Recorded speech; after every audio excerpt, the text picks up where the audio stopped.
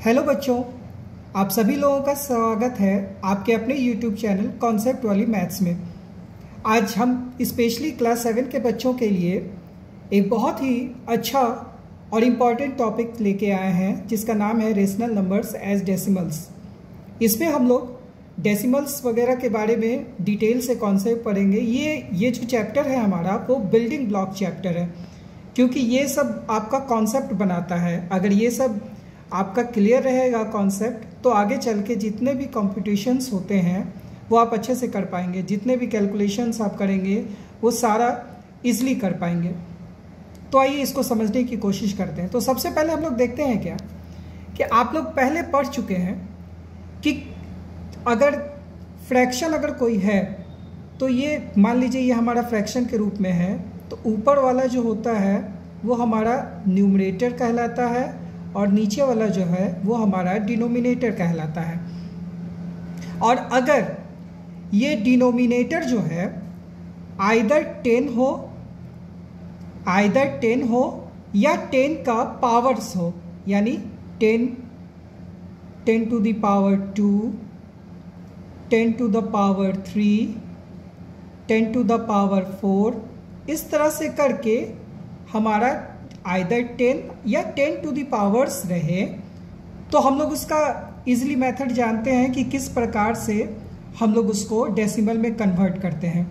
आइए एक एग्जांपल देखते हैं। जैसे मान लीजिए इसी का एग्जांपल पहले लेते हैं कि अगर ये 9/10 है हमारा, तो नीचे डिनोमिनेटर में जितना नंबर ऑफ जीरोज़ रहता है, जैसे यहाँ पे नंबर ऑफ जीरोज़ कितना है 1 है, तो जो हम डेसिमल बैठाते हैं वो न्यूमरेटर के उतने अंक छोड़ के बैठाते हैं। जैसे यहाँ पे 1 0 है, तो हम अपने राइट हैंड साइड से काउंट करते हुए उतने अंक के बाद डेसिमल बैठाते हैं। तो जी हाँ, जैसे यहाँ पे हमारा 1 0 है, तो जो हमारा डेसिमल बैठेगा वो 1 अंक के बाद बैठेगा। तो ये 1 अंक हो गया, डेसिमल हमने बैठा दिया। और दूसरी चीज़ कि कभी भी डेसिमल को हम लोग आगे नहीं लिखते हैं, आगे इस तरह से लिख के नहीं छोड़ते हैं, इसीलिए हम लोग 0 लगा देते हैं। ये बहुत इंपॉर्टेंट कॉन्सेप्ट है कि हम लोग जो है डेसिमल को के आगे हमेशा 0 लिखते हैं। डेसिमल को इस तरह से स्टार्टिंग में नहीं छोड़ते हैं। आइए एक दूसरा एग्जांपल भी हम लोग देखते हैं। जैसे मान लीजिए 225/10, यहाँ भी देख रहे हैं हम कि हमारा एक ही दिया हुआ है 0, तो 1 अंक के बाद होगा। तो इसको जब हम करेंगे कैलकुलेशन, यानी डेसिमल फॉर्म में लिखेंगे, तो हमारा राइट हैंड साइड से शुरू करेंगे तो पहला अंक के बाद डेसिमल, उसके बाद फिर बाकी अंक को जस के तस लिख देंगे। आइए और भी एग्जांपल्स हम लोग देखते हैं। जैसे 351/100। अब यहाँ पे नंबर ऑफ जीरोस जो हुए वो 2 हो गए, तो जो हमारा डेसिमल बैठेगा वो 2 अंक के बाद बैठेगा, यानी राइट हैंड साइड से कैलकुलेट करेंगे हम। ये पहला अंक, ये दूसरा अंक, तो 2 अंक के बाद हम लोग डेसिमल बैठाएंगे। तो ये पहला अंक लिख दिए, फिर ये दूसरा अंक लिख दिए, डेसिमल दे दिए 2 अंक के बाद, उसके बाद फिर ये लिख दिए, यानी जो हमारा हो गया वो 3.51। आइए और देखिए एक एग्जाम्पल और, 3261/1000। अब यहाँ पे 4 अंक है, तो जो हमारा डेसिमल बैठेगा वो 4 अंक के बाद बैठेगा, यानी फिर वही राइट हैंड साइड से कैलकुलेट करेंगे। 1 2 3, ये 3 अंक है हमारा 0, तो 3 अंक के बाद होगा। तो यहाँ पे 1 2 और 3 जीरोज़ हैं, तो 3 जीरोज़ हैं, तो 3 अंक के बाद हम डेसिमल बैठा दिए यहाँ पे। तो ये बहुत इंपॉर्टेंट कॉन्सेप्ट है कि जब भी हमारा डिनोमिनेटर में या तो आइदर 10 रहे या 10 का पावर्स रहे, तो हम किसी भी फ्रैक्शन को बहुत आसानी से डेसिमल में कन्वर्ट कर लेते हैं, जैसे यहाँ पे दिखाए हैं हम लोग, कैलकुलेशन किया गया। लेकिन बात यहाँ आती है क्या कि तब हम क्या करें जब हमारे पास नीचे ना तो 10 है या 10 का पावर नहीं है, तब उस समय हम क्या कर सकते हैं? तो उस समय हम लोग कोशिश करते हैं कि आइदर 10 या 10 के पावर्स में कन्वर्ट करने का, कि अगर हम उसको 10 के पावर्स में अगर कन्वर्ट कर सके तो ईजिली फिर हम उसको डेसिमल में कन्वर्ट कर सकते हैं। जैसे मान के चलिए यहाँ पे हम लोग को बहुत सारे एग्जांपल्स के द्वारा इसको समझेंगे। जैसे पहला एग्जांपल हम लोग लेते हैं -3/4, -3/4। तो हम यहाँ पे देख रहे हैं कि ये जो हमारा -3/4 है, ये नीचे जो है ना तो आइडर 10 है या 10 के फॉर्म में है, 10 के पावर के रूप में है। तो हम इसको क्या कर सकते हैं, तो हम कोशिश कर सकते हैं इसको 10 के पावर के रूप में लिखने का, यानी जो हमारे डिनोमिनेटर है 4 उसको 10 के पावर के रूप में। तो देख रहे हैं यहाँ पे हम 10 के रूप में, तो 10 के रूप में 4 को लिखा नहीं जा सकता है किसी अंक से गुना करने पे, नहीं लिखा हो सकता है। आइए 10 के पावर 2 यानी 100, क्या हम 4 को 100 के रूप में कन्वर्ट कर सकते हैं? हाँ, कर सकते हैं। कैसे कर सकते हैं? अगर हम 4 को 25 से मल्टीप्लाई कर दें,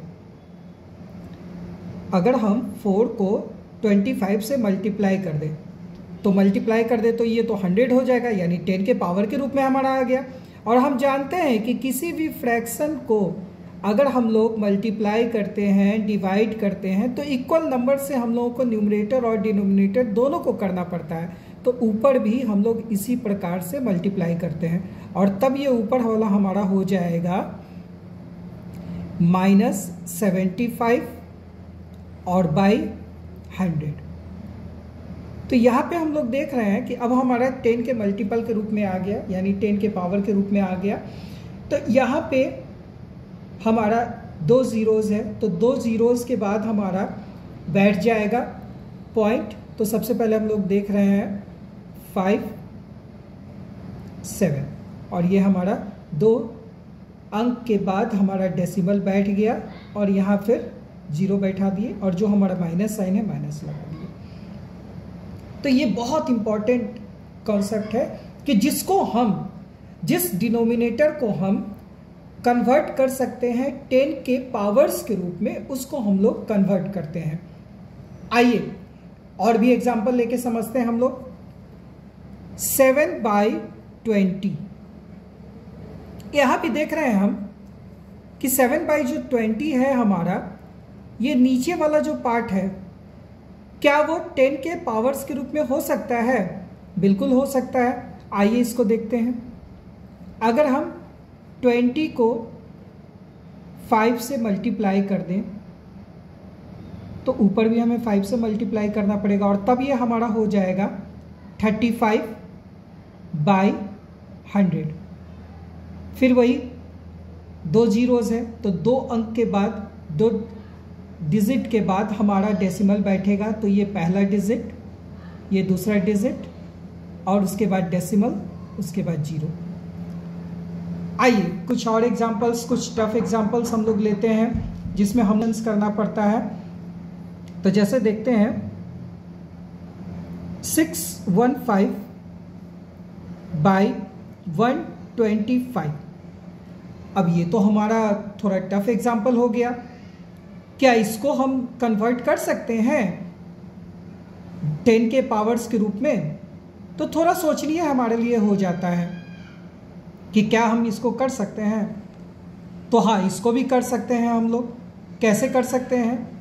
तो जैसे 125 है, तो इसको ना तो हम 10 के रूप में कर सकते हैं, ना 100 के रूप में कर सकते हैं, लेकिन हम इसको 1000 के रूप में कर सकते हैं। और अगर ये कभी हम लोगों को डिटरमाइन करना हो कि क्या इसको 1000 या 10,000 के रूप में कन्वर्ट कर सकते हैं, तो आप रफ में ये काम कर सकते हैं कि जैसे मान लीजिए 125 है हमारा और हम चाहते हैं पता लगाना कि क्या ये हमारा 1000 के रूप में कन्वर्ट हो सकता है। तो हम 1000 में 125 से डिवाइड करेंगे। तो ये डिवाइड जब करेंगे हम, तो हमारा ये सिंपली 8 बार में देख रहे हैं कि लग जा रहा है। ये या तो ये बहुत सिंपल है क्योंकि 800 100 को जब हम 8 से मल्टीप्लाई करेंगे तो 800 हो जाएगा, और 25 को 8 से मल्टीप्लाई करेंगे तो 200 हो जाएगा, और 800 और 200 मिल के फिर हमारा 1000 बन जाएगा, और ये 1000 फिर हमारा हो जाएगा। यानी 8 वो अंक है जिससे ऊपर नीचे गुना करने पे हमारा ये 1000 बन जाएगा। तो जब हम इसको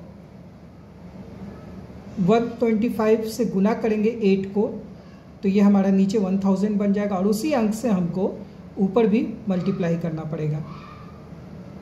तो जब हम मल्टीप्लाई करेंगे तो ये कितना हो जाएगा हमारा, ये बन जाएगा हमारा 4920 बाई 1000। अब जब हमारा ये हो जाएगा तो एक शून्य से एक शून्य कैंसिल हम कर सकते हैं, और तब हमारा यहाँ पे 2 शून्य बच जाएंगे, 2 जीरोस बच जाएंगे, तो 2 अंक के बाद हम बैठा देंगे, तो ये हमारा हो जाएगा 1 अंक, 2 अंक, उसके बाद पॉइंट 4.92।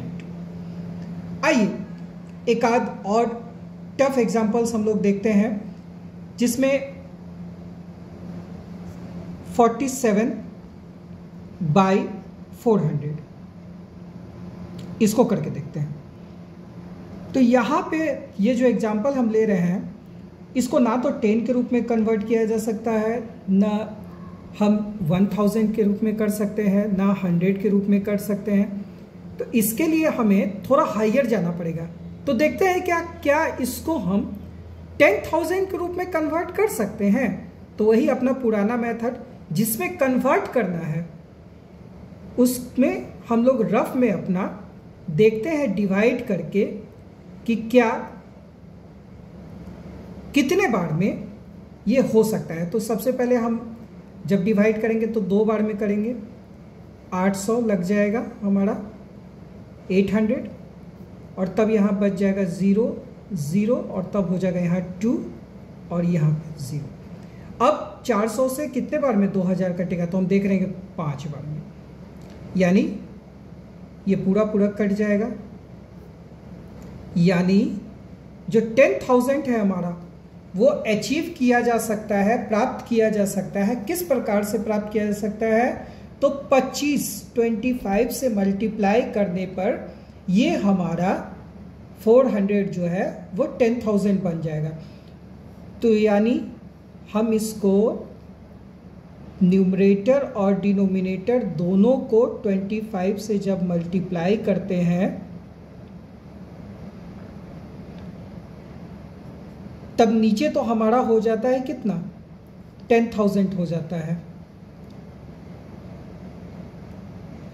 और ऊपर कितना हो जाएगा मल्टीप्लाई करने पे जब हम गुना करेंगे। तो आप लोग रफ में कर सकते हैं, ये हो जाएगा हमारा 1175।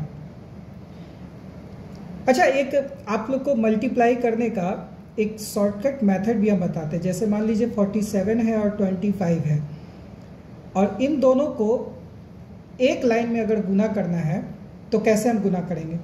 सबसे पहले 5 7 जा 35, 5 7 जा 35, 35 का 5 यहाँ रह गया, कैरी में हो गया हमारा 3।